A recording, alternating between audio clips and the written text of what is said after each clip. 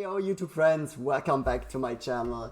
This is part 2 of the draft guide. After making the first video about drafting, I figured there was a lot of stuff that was not covered. There was a lot of open questions still. So I went ahead and I gathered information from my friends and my guildmates, and I came up with a second list of draft guide tips. So this is what this video is about. Enjoy! In the background you see me doing a prestige hardcore challenge.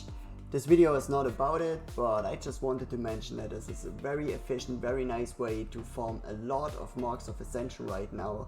I did the normal prestige hardcore trial, and I also did the narcolepsy trial, which I think is relatively easy to do once you get used to it, and it rewards you with so much marks of ascension that it makes it really easy to come up with new builds and try out new builds. With that said, let's get right into the draft tips.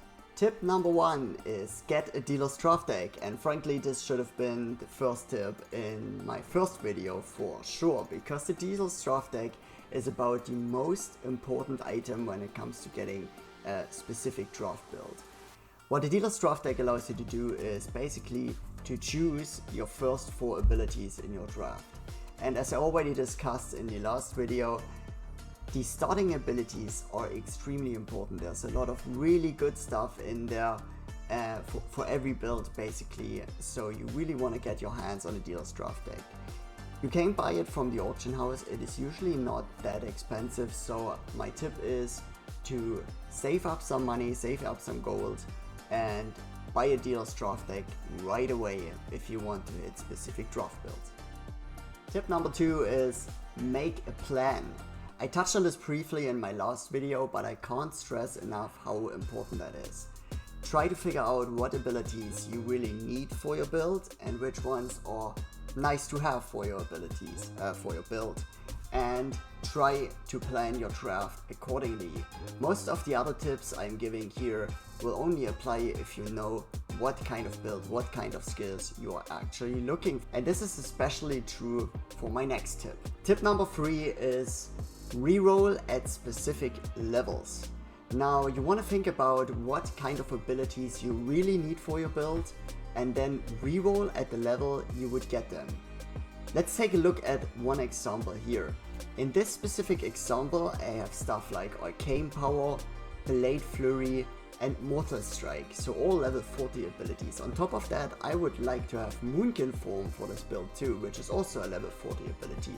So it makes perfect sense to reroll at level 40, because there the draft pool is not quite as big as it would be at level 70, because there's just a lot of abilities missing at that point.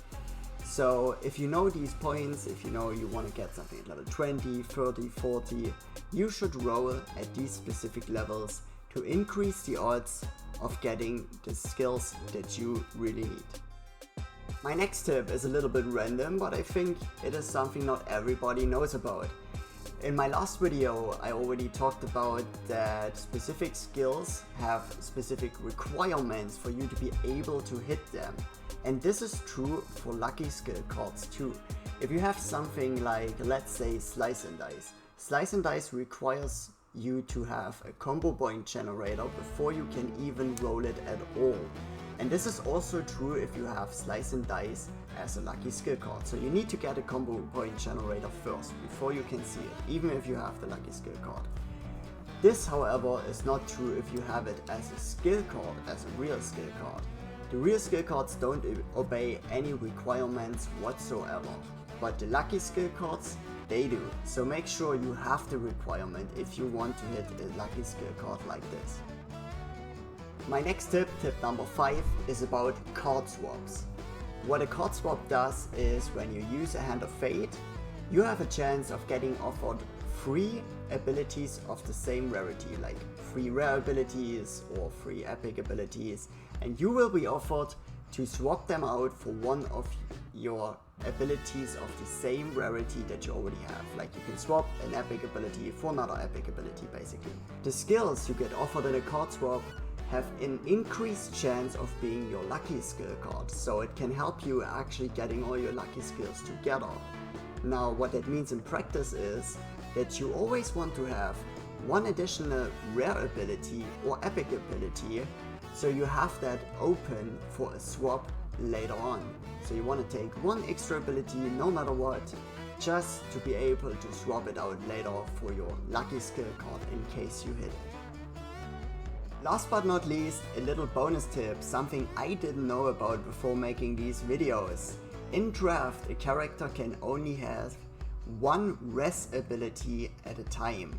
So the druid has a Rezz, the priest has a Rezz, the paladin, the shaman, they all have their own individual Rezz ability.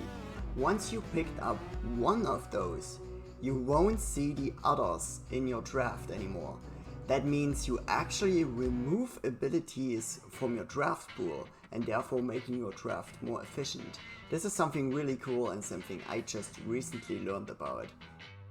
With that, I'm at the end of this short draft guide. I hope there was at least one thing that you didn't know about.